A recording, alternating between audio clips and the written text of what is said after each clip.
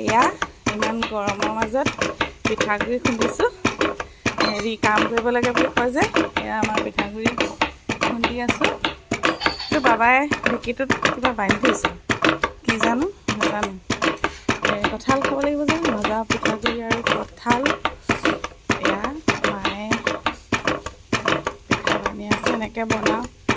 এইটো আমাৰ ঢেঁকী শালটো পুৰি থৈ দিছোঁ আৰু এনেকেই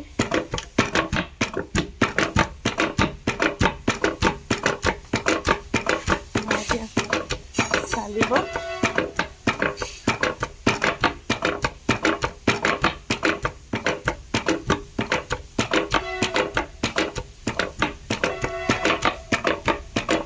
কেনেকুৱা লাগিছে বাৰু? গৰমত কৰি খাব লাগে বুলি কৈ যে, সেইকাৰণে গৰমত কাম বহুত কম। যিহেতু স্কুল বন্ধ, বাহিৰলৈ কোনো ওলাই যাব নোৱাৰি, গতিকে ভিতৰত এইবোৰকে কৰি পৰিশ্ৰম কৰিছোঁ।